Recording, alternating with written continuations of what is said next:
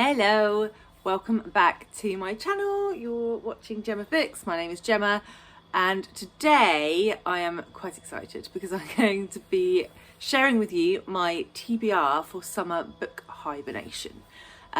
So summer book hibernation is a readathon hosted by one of my very favourite booktubers, Simon at Savidge Reads. I will link all his announcement video and malarkey below. But yeah, it's a read-along that starts tomorrow, Friday the 6th, and finishes the following Friday, whatever that date is, the 15th of August. So he's come up with loads of prompts. I'm never going to read books for all of them, but I'm going to pick books for all of them and then see how the week takes me, really. So I've picked sort of two options for each prompt because then that allows me a bit of flexibility depending on my mood. So without further ado, I'm going to start running you through the books that I may possibly attempt to read this week. So the first one up is the group read, and that is Love in Colour by Bolu, Babaloa. So this, I don't really know much about it, I just know it's short stories about various things. I think there's some fantasy elements in it. I think they're all set in Africa. And yeah, it's a reasonably short book, under 300 pages. So, and one that I can probably dip in and out of during the week. So yeah, so that I'm quite excited to get to. So nice little paperback for me to kick off the week with on Friday. The next prompt is to read a book by a woman in translation. For those that don't know, August is Women in Translation Month, so I will be trying to crowbar a few of those in, but we'll see how we go. So particularly for this prompt, I have a couple of options. The first is The Housekeeper and the Persaud by Yoko Ogawa. I'm very excited to pick this one up. I had it on my shelf for a while. I've seen nothing but good things about this book. Briefly, I believe it's about a professor who suffers from amnesia, so he can only remember, or from short-term memory loss, so he can only remember like the last 20 minutes or an hour or something, and the housekeeper comes in and has to keep reminding him of what's happened and what he's supposed to be doing. I think it's something along those lines, but everyone says it's a really lovely story, and again, it's quite a nice thing, so perfect for a readathon. So hoping to pick that one up next week. Just had to go and grab my phone because I didn't write any of the authors down next to the books on my list, and I have the memory of a sieve. So the next one on my list is Before the Coffee Goes Cold, which I have on my Kindle, and it's by Toshikazu Kawaguchi. Apologies, I fear that I have butchered that, but I did try.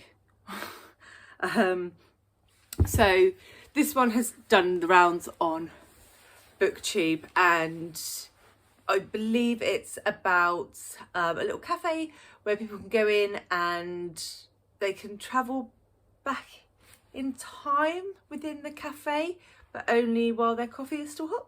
Something along those lines. So it sounds really intriguing, very excited to give that one a go.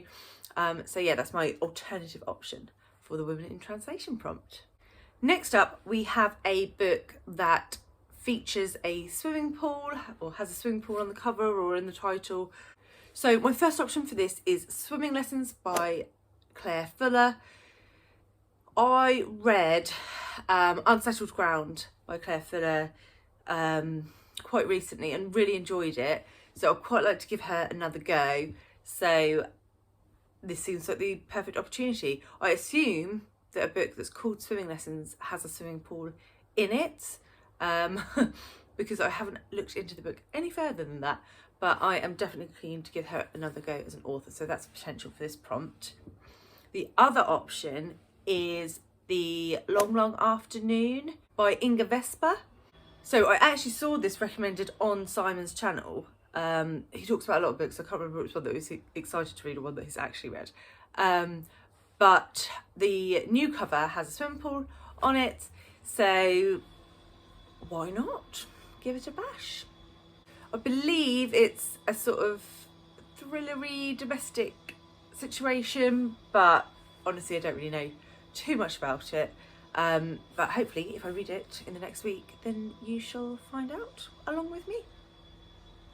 The next prompt is a book by a favourite author, so this would fit perfectly for that one. Transcendent Kingdom by Gyasi. This is about a young woman who is finding it difficult to balance religion and science. In a nutshell, I did talk about it a bit more in my August TBR, which I'll link below because this is on that list too. So 2 birds, 1 stone. But I really loved Homegoing, so favourite author want to try again, absolutely. Author I've loved in the past. So so that is an option. The other option I have is The Crooked Tree by Jeanine Cummins. Editing Gemma coming in here. It's called The Crooked Branch, not The Crooked Tree. The Crooked Branch. My bad. Last year I read American Dirt and it was my favourite book of the year. It was fantastic, absolutely loved it. So really, really keen to try some more of her backlist. So that is my other option for that prompt. Next prompt is Set Somewhere You'd Like to Go. The first option for this is Flesh and Bone and Water by Luiza Sauma.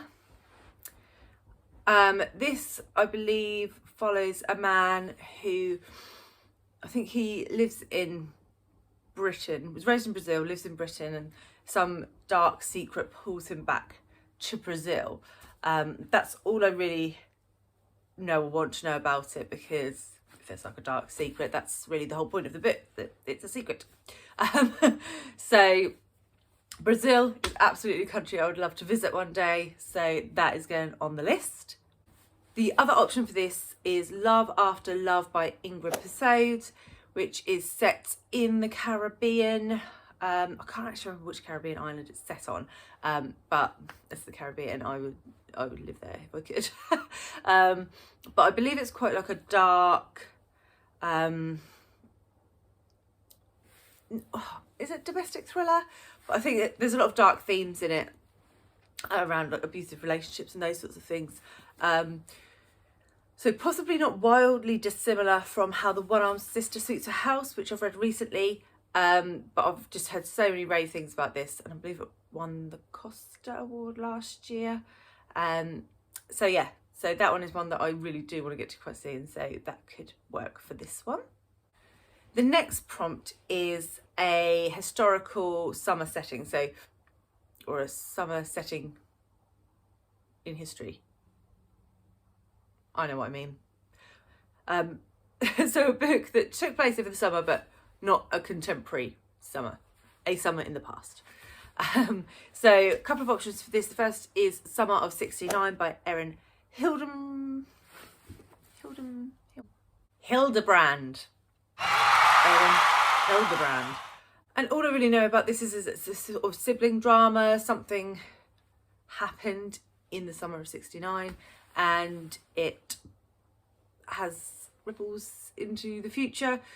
So I love a bit of sibling dynamic. So yeah, give that one a go. And I've never read any Erin Hilderbrand before, so it seems as good a place to start as any.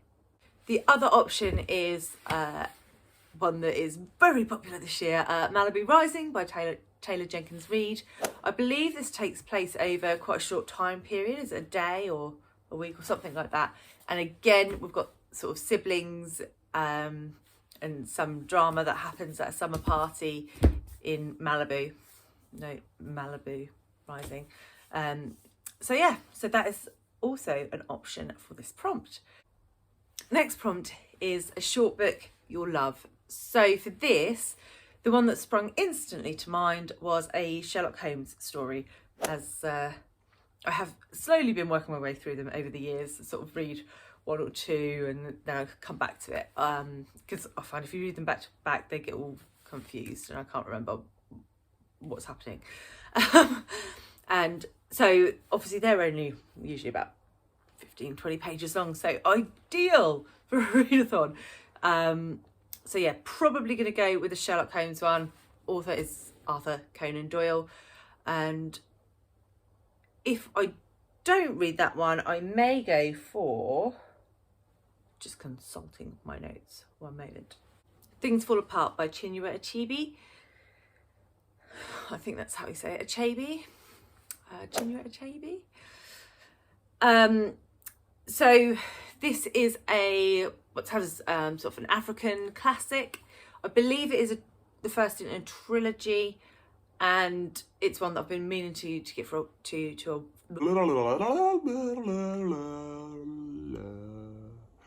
one that I've been meaning to get to for a while. It was highly recommended by Grace at GK Reads. I'll link her channel below, and it's also on my August TBR, so that could fit well here, and I believe it's about 250 pages, so I would count that as short, though obviously not as short as a Sherlock Holmes short story, clearly. Set on the equator is the next prompt. I did have to Google which countries are on the equator, but one came up that would be perfect, and that is Uganda, because I have Kololo Hill on my Kindle by Nima Shah. This is sort of set around the sort of mass exodus of Indian Ugandans from Uganda. I read We Are All Birds of Uganda at the beginning of the year, and that sort of really opened my eyes to what was happening there. I didn't know anything about it previous to that, and the whole situation was really horrific. People were literally told, pack up your shit and go now. And that was it. They had to leave the country and they had nowhere to go, and horrific. So I think this one, as opposed to We Are All Birds of Uganda, I think this one is set specifically at Kololo Hill during this specific time period. I think there's less build up and that sort of thing, so definitely would be keen to read that to see more of what really happened. And yeah, so that's really my number one option for this, because I've been wanting to read it all year, so we will attempt to read that one for this prompt. And the final prompt is Sun, Sea and Sandcastles. Read a book with one of those in the title. So my first option for that is Clara and the Sun by Kazu Ishiguro. I was bought this by my children for Mother's Day. It's now August, so I should probably attempt to get to it quite soon. And it's also been shortlisted for the Booker Prize, so would like to try and get to it before the shortlist is announced. So yeah, this is one option. My other option for this prompt is The Old Man and the Sea by Ernest Hemingway. Trying to get through a few more classics this year. I'll be honest, it's not going very well so far. So if I can try and get another classic in, then that would be lovely. So that, I believe, rounds up all of the prompts for summer book hibernation. As I said, I won't get through all of them, but I will attempt to get through some of them. I'm going to vlog it, so I'll start a vlog tomorrow and vlog the week, so you'll see how well or not I get on with those.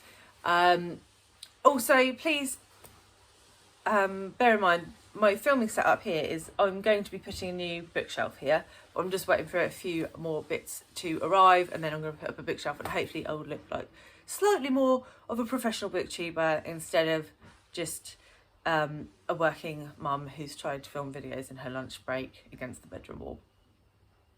Right.